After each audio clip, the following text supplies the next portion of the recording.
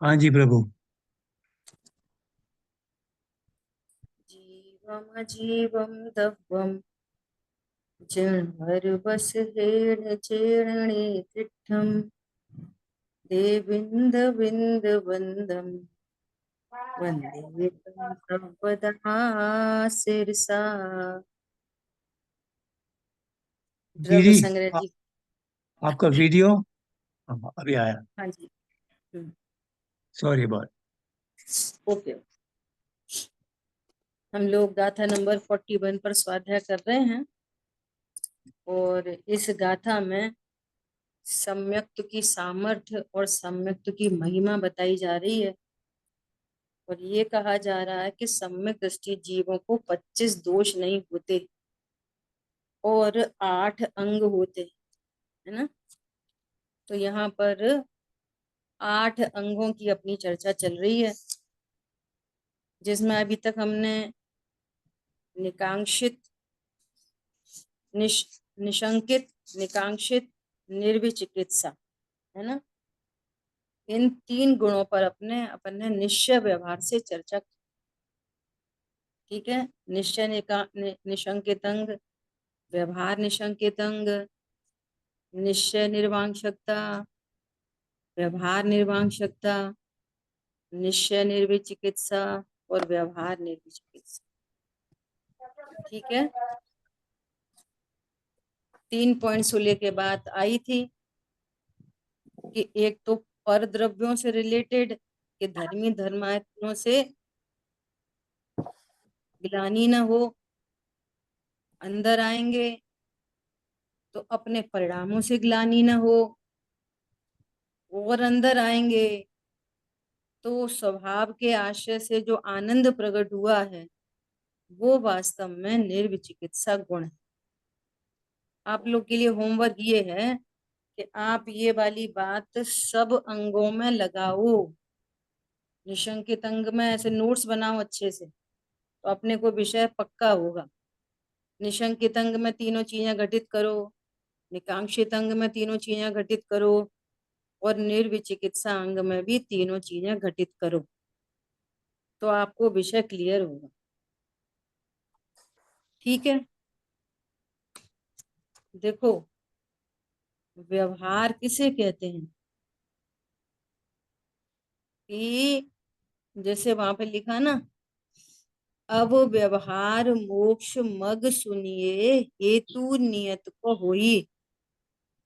जो निश्चय का हेतु बनता है उसको व्यवहार कहते हैं।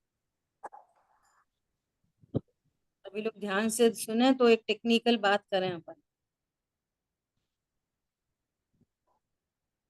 अगर अपन ऐसा देखेंगे तो यदि 10 धर्मों की बात की जाए तो पर्टिकुलर क्षमा, मार्दव, आर्जव, सत्य, शौच, संयम, सबकी बात की जाए तो ये सारे ही 10 धर्म कैसे प्रकट होते हैं, इनका हेतु कौन है, इनका व्यवहार हेतु कौन है जिससे 10 धर्म प्रकट हो, या 8 अंग प्रकट हो, तो इस 8 अंग का हेतु कौन है, कौन बनेगा 8 अंग का हेतु। बोलो, व्यवहार, पूरे टोटल व्यवहार 8 अंग क्या है, और निश्चय 8 अंग क्या। बताओ कौन थोड़ा सा कोशिश करेगा, बोलिए। एक एक समराइज चर्चा करें, कॉमन चर्चा करें अगर निश्चय व्यवहार की, तो जो 8 अंग हैं वे 8 अंग निश्चय से 8 अंग क्या हैं, कौन बताएगा थोड़े उपयोग को। मैं कोशिश करती हूँ थोड़ा सा। हम्म। देव शास्त्र गुरु के प्रति जो श्रद्धा है हमारा, उनके प्रति जो हमारी भक्ति है, निरपेक्ष भक्ति हमें करना चाहिए। इस तरह के ये 8 अंग की बात कही है।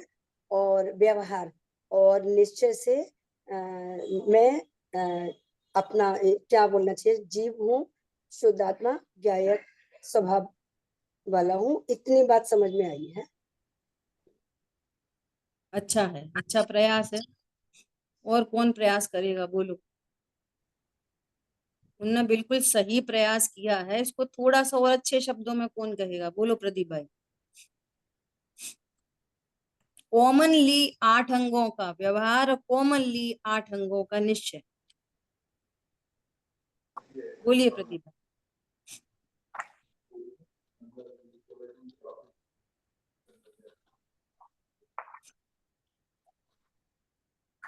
पारुल बहन आप कोशिश करो।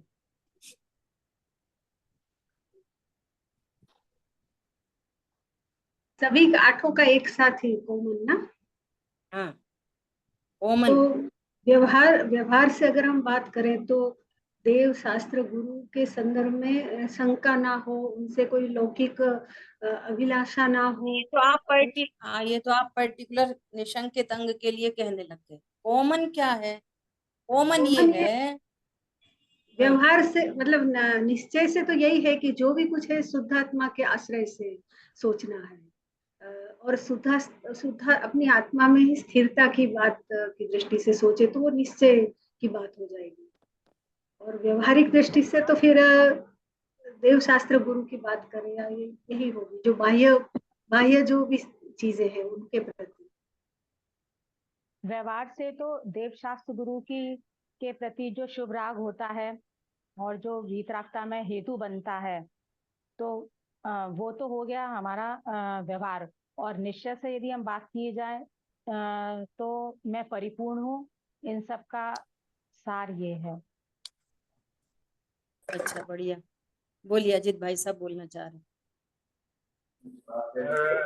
जी भाई, आप हमारी आवाज नहीं सुनाई दे रही है आपको? बोलिए। आवाज आ रही?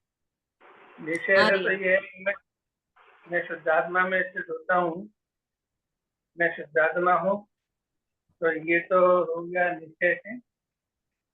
और विवाह के देवशास्त्र रूप का सिद्धांत, छह छह द्रव्य शास्त्र का सिद्धांत, आपार पदार्थ सिद्धांत, तो आत्मा सिद्धांत, ये तो व्यवहार में आ गया।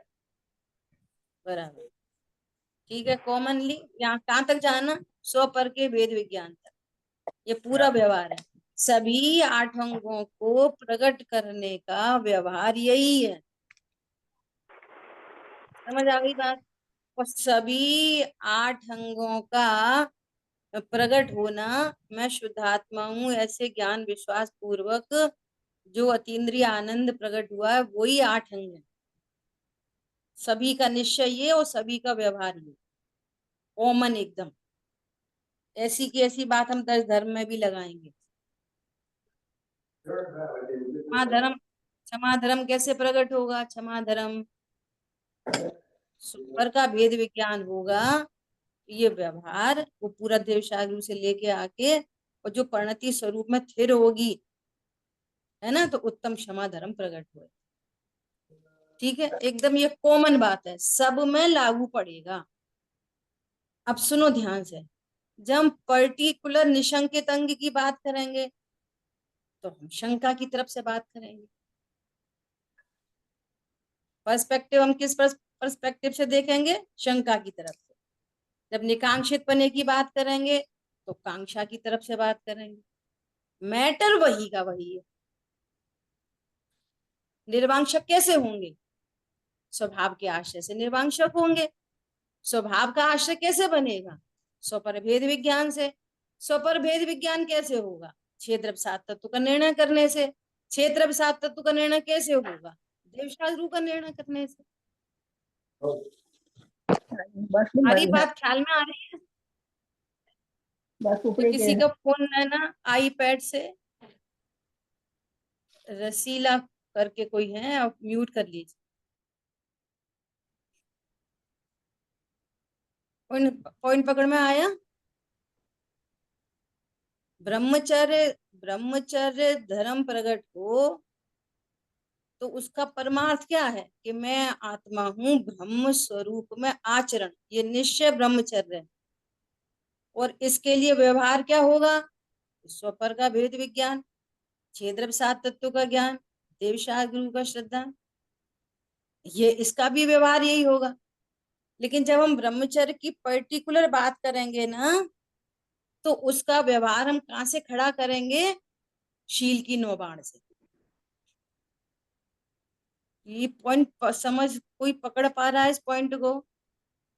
निश्चय व्यवहार तो कॉमन यही है, लेकिन जब भी ब्रह्मचर्य की बात आएगी तो हम उसका उसका व्यवहार करेंगे शील की नौबाण पालो।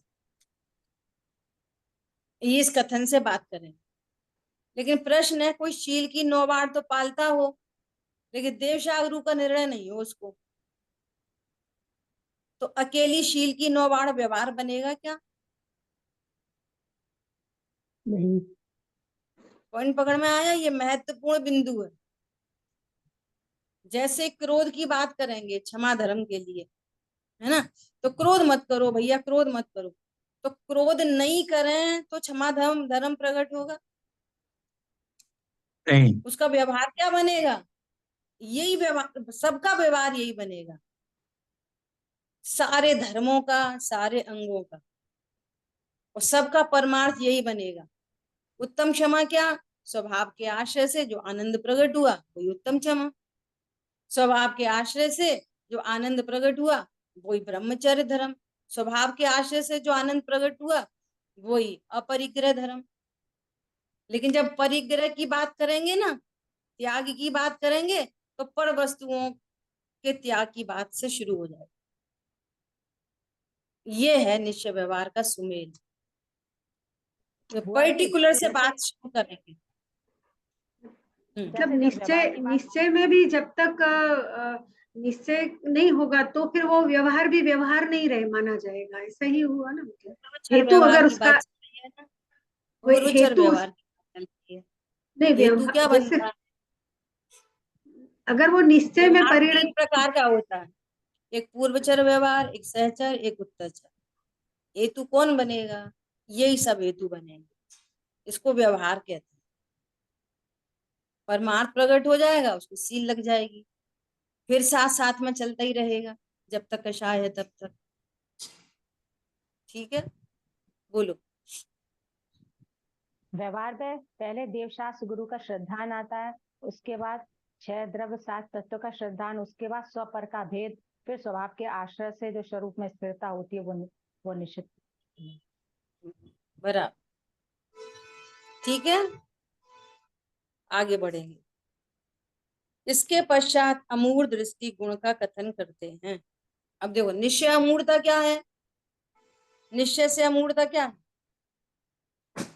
निश्चय से अमूढ़ता ये है कि स्वभाव के आश्रय से प्रकट होने वाली वीतरागता निश्चय से अमूढ़ता है। अब चूंकि अमूढ़ता के एंगल से बात चल रही है, तो फिर वो देव शास्त्र गुरु में मूढ़ नहीं होना चाहिए, वहां पर्टिकुलर विषय को लेके बात चली। लेकिन इस निश्चय अमूढ़ता का भी हेतु कौन बनेगा? वही देव शास्त्र गुरु का ज्ञान, 6 द्रव्य 7 तत्व का ज्ञान, स्वपर भेद विज्ञान, और फिर परमार्थ। ये वाली बात सब में ही घटित होगी, लेकिन जब चर्चा करेंगे व्यवहार से तो ये वाला मैटर रहेगा गुप्त, और उसकी तरफ से बात करने लगेंगे कि उसको देव की मूर्ता नहीं होती, गुरु की मूर्ता नहीं होती, लोक मूर्ता नहीं होती। अच्छा, किसी को लोक मूर्ता ना हो, देव मूर्ता भी नहीं हो, 6 द्रव्य 7 तत्व का निर्णय नहीं हो, स्वपर भेद विज्ञान नहीं हो, तो परमार्थ प्रकट होगा? ऐसा समझ में आ रही है बात? ये वाली बात देखो। जी। यहाँ कहाँ तक बात हुई थी? ये वाली बात हुई थी कि जो अन्य अन्य वस्तुएं हैं उनमें विस्मय उत्पन्न करने वाले शास्त्र देखकर और सुनकर जो जीव मूढ़ता से उनमें धर्म बुद्धि द्वारा रुचि अथवा भक्ति नहीं करता, वही व्यवहार अमूढ़ दृष्टि है। ये व्यवहार अमूढ़ दृष्टि क्या? कि किसी चीज में बाहर में मूड नहीं होता कि ये सुख का कारण है, आदि आदि लगा देना। इस विषय में उत्तर मथुरा में उदुरुली भट्टारक, रेवती श्राविका तथा चंद्रप्रभ नामक विद्याधर ब्रह्मचारी की कथाएं प्रसिद्ध हैं। रेवती रानी की कथा सुनी है आपने? रेवती रानी की कथा बोलो, करते हैं चर्चा नहीं। थोड़ी सी। रेवती क्या कथा है देखो। भरत क्षेत्र में विजयार्ध पर्वत है, और उस विजयार्ध पर्वत पर विद्याधर एक मनुष्य रहते थे, जिनका क्या नाम है? राजा चंद्रप्रभ। ठीक है।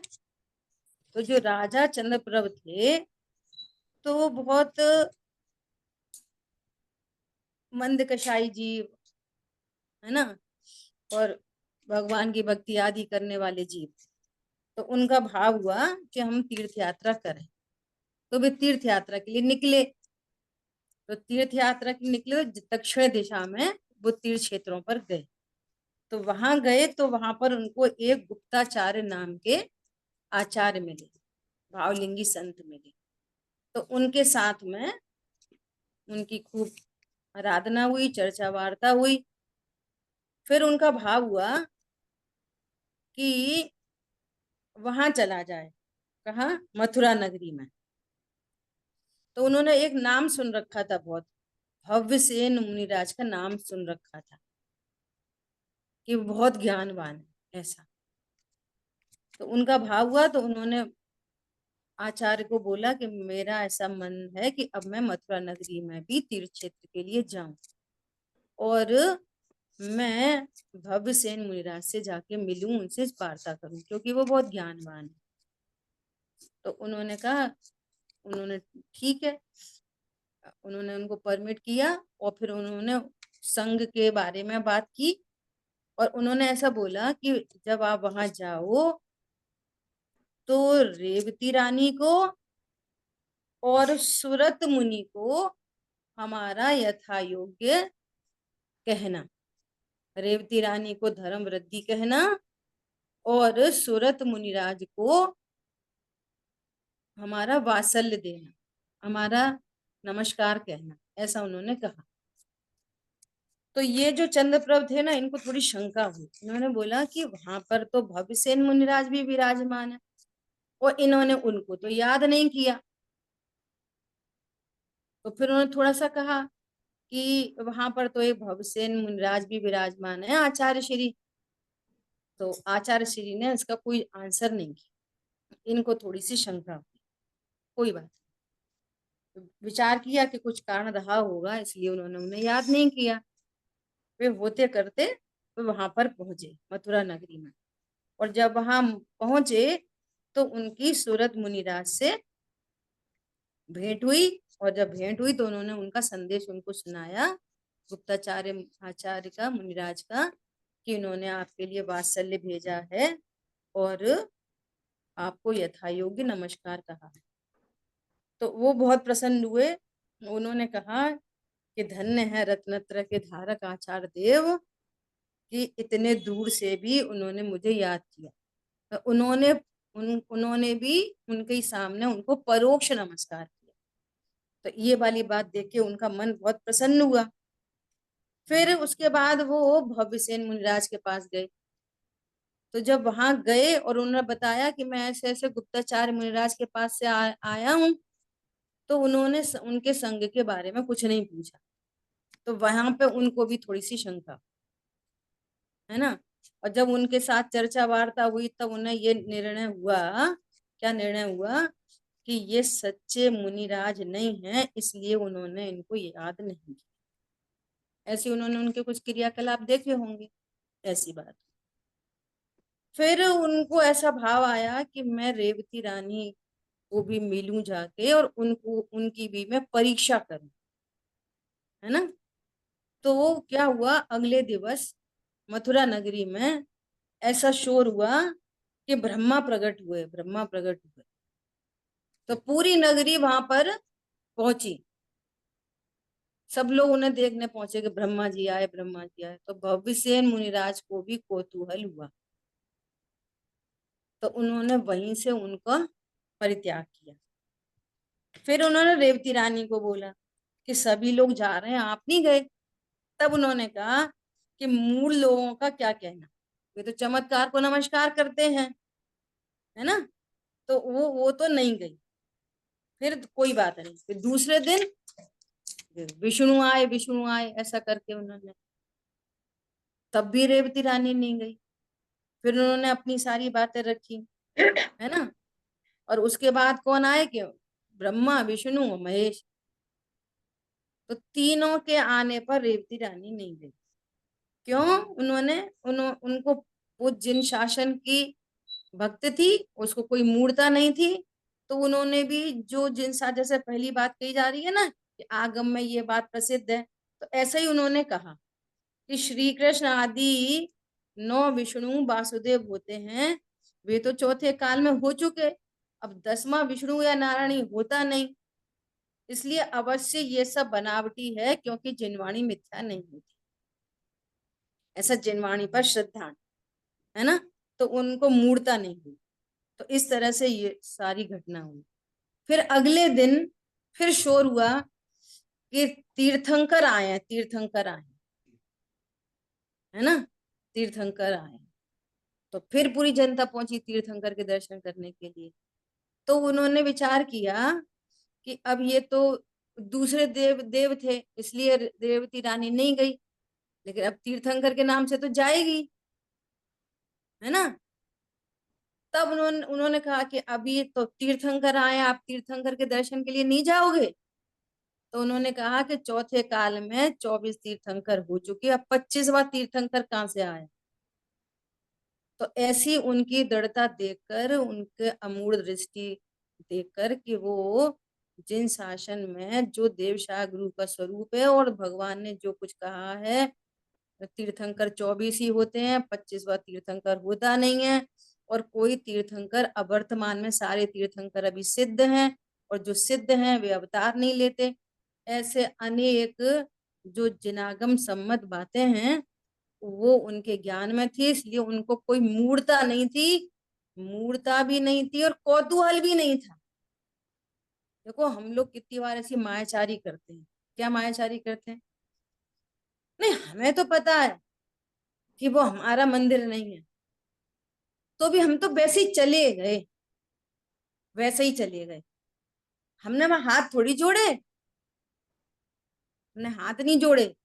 अब हाथ जोड़ने ही पड़ जाए तो हमने आंख बंद करके अपने भगवान चंदा प्रभु को ज्ञान में ले लिया था और मणिमुखार मंत्र पढ़ लिया था। कौन समझ में आ रहा है? हमने तो पार्श्वनाथ भगवान को याद कर लिया, महावीर महावीर जी वाले महावीर भगवान को याद कर लिया, और हमने तो मणिमुखार मंत्र पढ़ लिया था। कौन समझ में आ रहा है? प्रश्न है क्यों, जाना ही क्यों। तो ये रेवती रानी ऐसे प्रसिद्ध हुई कि अच्छा देख के आए कौन से 25वें तीर्थंकर है। नहीं, होते ही नहीं, फिर जाना क्यों है? ऐसा यहाँ पर ये सब चर्चा हुई। तो इसमें बात कही गई है, क्या पवन से कभी पर्वत मेरु हिलता है? नहीं। उस सम्यक दर्शन में मेरु जैसा अकंप सम्यक दृष्टि जीव वो धर्म रूपी पवन से जरा भी डिगता नहीं। देव गुरु धर्म संबंधी मूर्ता उसे होती नहीं। उसकी उचित पहचान करके सच्चे वीतरागी देव गुरु धर्म को ही नमन करता है। ऐसी उसको सुदृढ़ श्रद्धा होती है, ज्ञान होता है कि ऐसा जीव कहीं भी मूढ़ नहीं होता। ठीक है। फिर वो अपने असली रूप में आए विद्याधर। उन्होंने बोला, हे माता मुझे क्षमा करो, 4 दिन से मैं ही ये सब कौतूहल कर रहा था, ब्रह्मा विष्णु महेश आदि आदि, है ना। और फिर उन्होंने बताया कि ऐसे ऐसे गुप्ताचार्य मुनिराज ने आपको आशीर्वाद भेजा, धर्म वृत्ति भेजी है, और उन्होंने भी उनको परोक्ष नमस्कार। ठीक है। इस कहानी से हमें क्या शिक्षा मिलती है?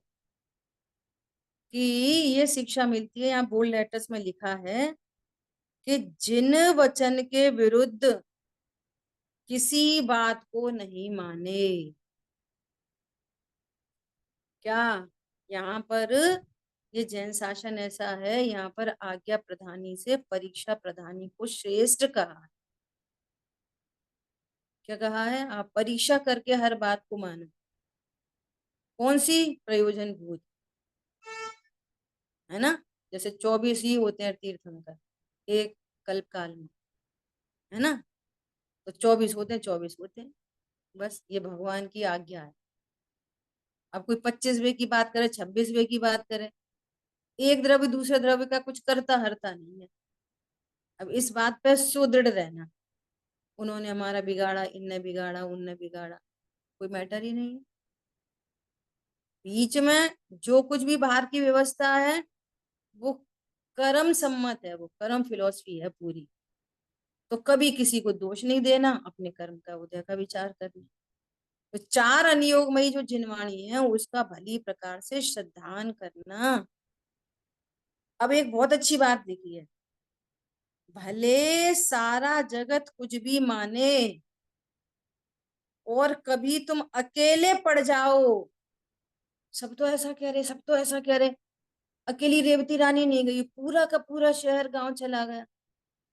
तुम बड़ी धर्मात्मा हो, अकेली तुम्ही को सब पता है, बाकी तो सब बुद्धू हैं, बाकी तो सब मूर्ख हैं। तुम अकेले भी पड़ जाओ तो भी अपनी श्रद्धा से चलायमान नहीं होना। सब तो ऐसा कह रहे, सब तो ऐसा कह रहे, अब इतना तो चलता है, उतना तो चलता है, देखने में क्या है, जाने में क्या है, खाने में क्या है, पीने में क्या है, लगा लेना।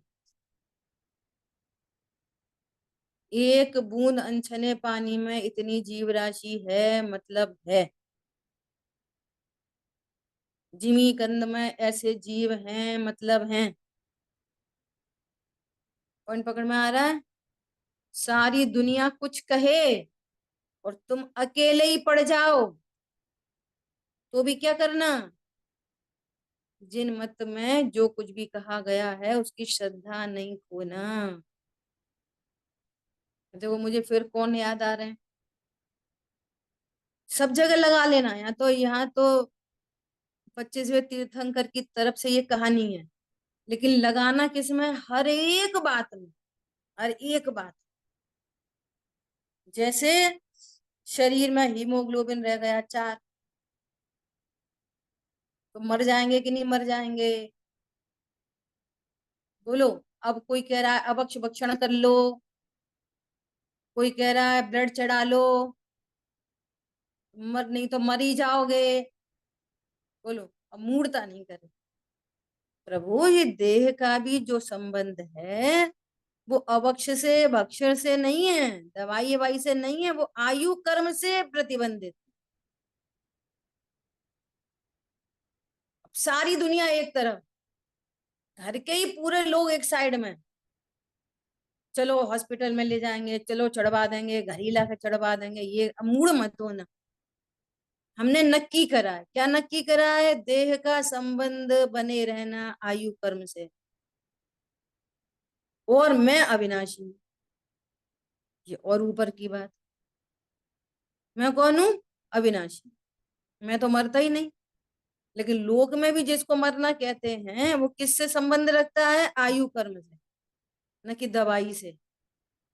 मूड नहीं होना, अकेले भी रहे। अब सब पूरा घर का, घर वाले कह रहे हैं, बच्चे भी कह रहे, बहुएं भी कह रही, नाती कह रहे, पोते कह रहे, अड़ोसी कह रहे, पड़ोसी कह रहे, सब कह रहे।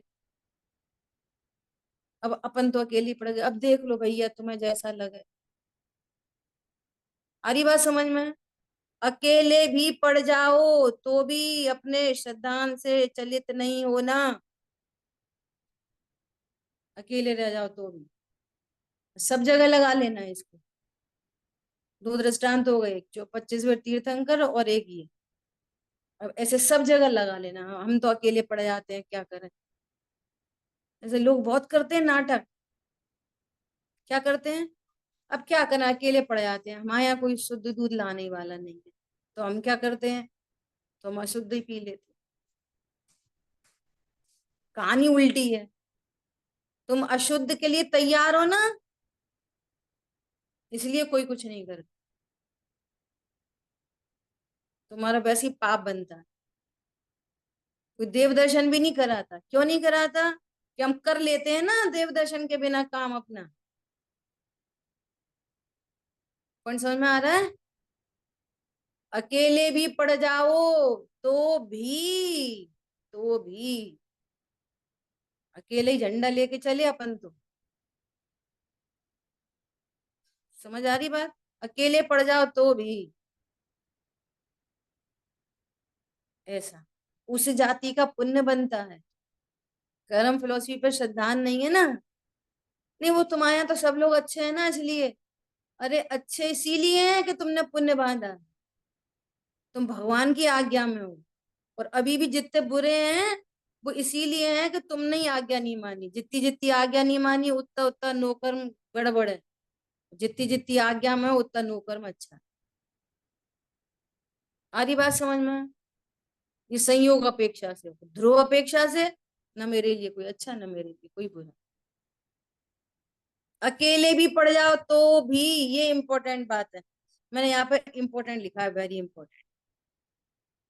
यदि तुम अकेले भी पड़ जाओ तो अपने श्रद्धान से चलित नहीं होना। भगवान ने जो कहा है यही परम सत्य है। और सुनो, ये सब तो लौकिक दृष्टि से दिखता है उल्टा सीधा। अरे कोई कुछ कहे, ये संयोग कितने दिन का है आफ्टर ऑल। कि हमारे तो पति नहीं मानते, हमारे तो बच्चे नहीं मानते, हमारे तो वो नहीं मानते, हमारे तो मम्मी नहीं मानती। ये संयोग कितने दिन का है कि जिनके चक्कर में आप देव शास्त्र गुरु की अवज्ञा करना चाहते हो। ये कितनी देर का संयोग है ये? बोलो। अनंत काल के अंदर में ये मनुष्य आयु कितनी सी है। जैसे हमको सुनने में लगता है ना एक श्वास में 8-10 बार, ऐसे देवों को लगता है ये तो अभी जन्मा था अभी मर गया। 40-50-70 साल क्या है? कुछ भी नहीं है अनंत काल के आगे। और इस 50-60-70 साल के अंदर में महाभाग्य से जैन कुल मिला और हम उनकी केयर करते हैं, वो जैन धर्म की अवज्ञा करते हैं। सोच लेना हमारा क्या भविष्य है, क्या भविष्य है, बोलो। जिनों के कारण अवज्ञा कर रहे हो देव शाह गुरु की, वे कितने देर के साथी हैं, बोलो। परमानेंट है? जितनी देर कषाय मैच हो रही है ना उतनी देर साथी दिख रहे हैं नहीं। और अभी कषाय मैच नहीं हो तो अभी तू अपने रास्ते, हम अपने रास्ते। एक क्षण में, चाहे वो कोई हो, पति हो, पत्नी हो, बेटा हो, बहू हो, कि माँ हो कि पिता हो, एनी बडी। क्यों? सब न्यारे न्यारे जीवन, न्यारी न्यारी योग्यताओं से परिणमन करते हैं। वो कोइंसिडेंस है, आपने कहा और उसने माना, ये कोइंसिडेंस है ये। उसने अपनी कषाय से माना और आपने अपनी कषाय से कहा, और दोनों का कोई संबंध नहीं दूर दूर तक। क्या कहा?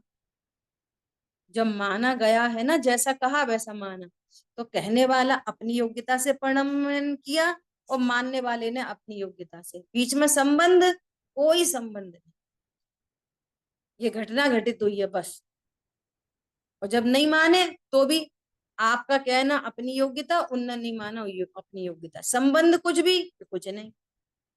लाभ हानि, माने तो लाभ कुछ नहीं, नहीं माने तो हानि कुछ नहीं। बोलो। प्रत्येक द्रव्य अपनी क्रम नियत पर्याय से परिणमन कर रहा है। जो ऐसा ऐसा कर रहा है, आज बहुत गर्मी है, ऐसा लग रहा है बारिश हो जाए, और सही में शाम को बारिश हो गई। तो आपके कहने से बारिश हुई? बोलो। ऐसे ही किसी ने माना है तो तुम्हारे कहने से नहीं माना, और किसी ने नहीं माना तो तुम्हारे कहने से नहीं माना। दोनों में लगा लेना, ये बारिश जैसा कार्यक्रम है। उधर इच्छा हुई बारिश हो जाए, उधर बारिश हो गई। उधर इच्छा हुई बारिश हो जाए और नहीं हुई, तो हमें उससे क्या अच्छा बुरा कि कुछ नहीं। अरे आ रही बात ख्याल में? हाँ जी, बिल्कुल मार्मिक। ऐसा इसलिए क्या करना? कभी संयोग बन जाता देव, है, कभी नहीं बनता। हाँ, चाहे वो तो वो बना है वो कोइंसिडेंस, और नहीं बना वो भी कोइंसिडेंस। हाँ, संबंध कुछ भी नहीं, कुछ भी संबंध नहीं। ऐसा, ठीक है। तो इस तरह से यहाँ पर अपनी चर्चा हुई कि रेवती रानी और चंद्रप्रभ नामक विद्याधर इस अमूढ़ दृष्टि में प्रसिद्ध हुए, ठीक है। निश्चय से तो उसी व्यवहार अमूढ़ गुण के प्रसाद से अंतः तत्व और बहिर्तत्व का निश्चय होने पर समस्त मिथ्यात्व रागादि शुभाशुभ संकल्प विकल्पों में इष्ट बुद्धि, आत्म बुद्धि, उपादेय बुद्धि, हित बुद्धि, ममत्व बुद्धि का त्याग कर, ये कैसे बुद्धि मिटेगी?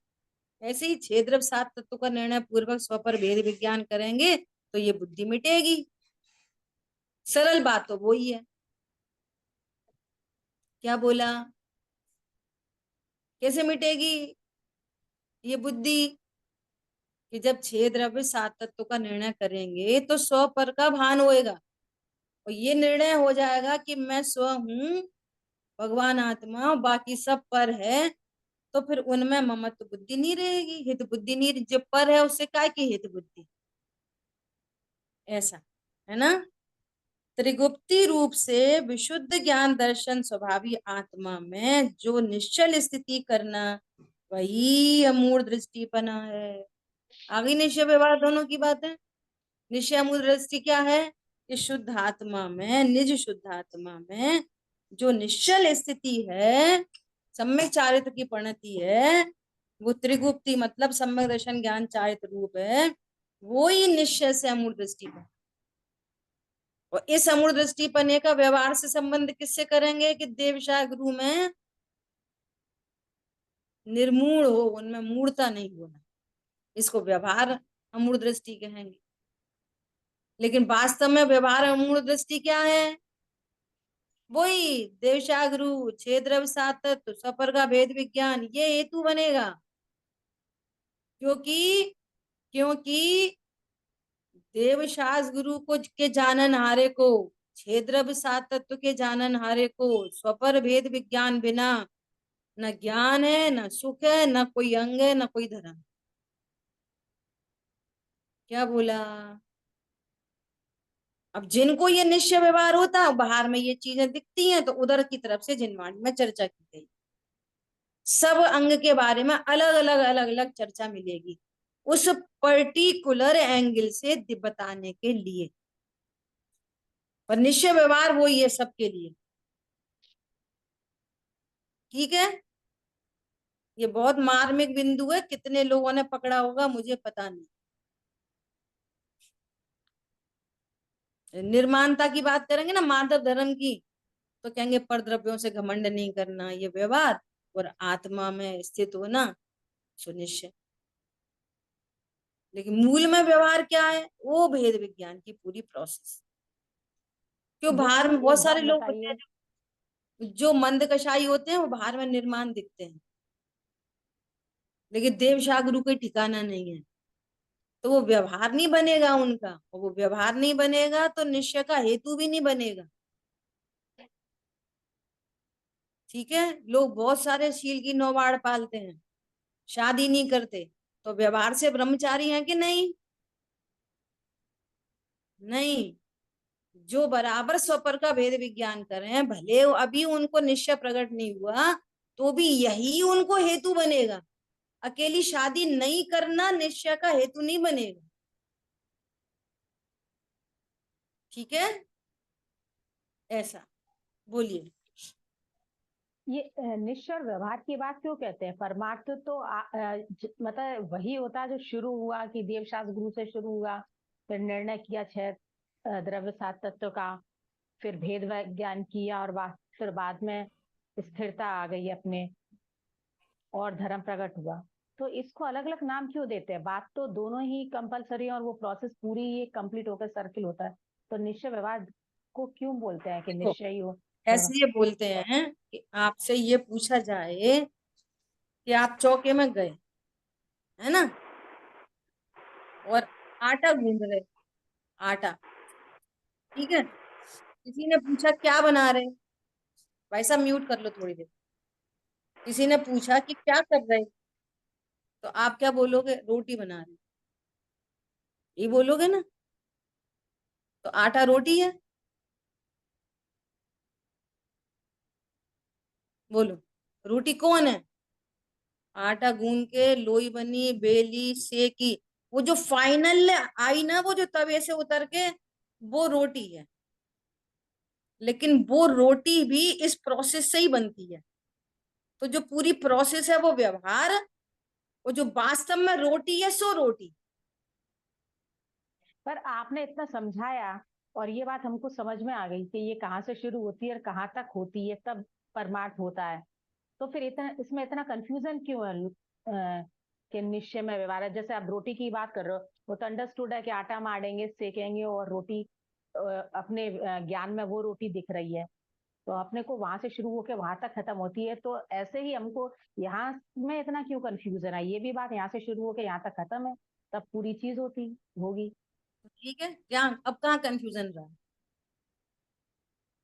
अभी कंफ्यूजन है तुमको? नहीं, हमको तो नहीं है बिल्कुल। बता, ऐसे लोग कहते तो हैं कि फिर व्यवहार अब अलग और किसको? कुछ नहीं। तब लोग लोग लोग तो कुछ भी कहते हैं, लोगों की क्या बात है? लोगों की क्या बात है? हमको हमको स्वाध्याय के माध्यम से अब कोई कंफ्यूजन नहीं रहे, हमारी जिम्मेदारी है हमारे पास। अब दूसरों को कंफ्यूजन क्यों है कि वो पढ़ते सुनते नहीं है ढंग से, तो रहा होगा उनको कंफ्यूजन। उनकी योग्यता नहीं है अभी, और उनको भव भव भ्रमण करने हैं। अब कुछ भी कारण हो सकता है। अभी नहीं है योग्यता, कल ही प्रकट हो जाए। हम सोच रहे हैं आज इनको बिल्कुल योग्यता नहीं हो, कल प्रकट हो जाए गौतम स्वामी जैसे। तो वो दूसरे का तो मैटर नहीं है ना, हमको बात क्लियर हो गई, बस बात खत्म हो गई। ऐसा। बहुत अच्छा। ठीक है, बात तो अपनी है। हमको निश्चित हो गया ना, हमें धर्म प्रकटना है तो क्या करेंगे? देव शास्त्र का निर्णय करेंगे, फिर उनकी कही हुई बातों का निर्णय करेंगे, चारण योगमयी। तो उसमें भी 100 पर का भेद ज्ञान करेंगे, और 100 पर का भेद ज्ञान होने पर आत्म निर्णय करेंगे, मैं आत्मा ही हूं, और बस स्वरूप में स्थिर होंगे, सम्यक दर्शन प्रकट हो जाएगा। सम्यक दर्शन प्रकट हो जाएगा तो सम्यक ज्ञान भी हो जाएगा, सम्यक चारित्र भी हो जाएगा। अब इस सम्यक चारित्र की परिणति के बहुत सारे नाम हैं, अलग अलग एंगल से, अलग अलग। क्रोध के अभाव से क्षमा कहेंगे उसी सम्यक चारित्र को, मान के अभाव से मार्दव कहेंगे, परिग्रह के अभाव से त्याग कहेंगे। समझ आ रही बात? ऐसे ही निशंकित पना कहेंगे, निर्वांशकता कहेंगे, ये सब उसी के नाम है अनेक। प्रतिक्रमण, प्रत्याख्यान, आलोचना, सब उसी के नाम है, एक सम्यक ये चारित्र की परिणति। समय चारित्र की शुद्ध परिणतियां सारी, ये जो बताई हैं, सब। और 10 धर्म हम्म, सारे। सब टोटल। ठीक है, तो अभी क्या बोल रहे हैं? पुत्र स्त्री आदि बाह्य पदार्थों में यह मेरा है ऐसी कल्पना वो संकल्प है। कल्पना, यह मेरा है, मेरा मकान है, मेरी पत्नी है कोई नहीं। अभी थोड़ी देर पहले चर्चा हुई, संबंध कुछ है? कुछ नहीं। ये कह रहा मेरी पत्नी बहुत अच्छी है, क्यों? मेरी बहुत बात मानती है, मेरा बहुत ध्यान रखती है। अच्छी है कि नहीं? कोइंसिडेंस है बस। साता के उदय में काली पत्नी भी अच्छी लगती है, और असाता के उदय में गोरी भी बुरी लगती है। कार्यक्रम तो कुछ और ही है दूसरा।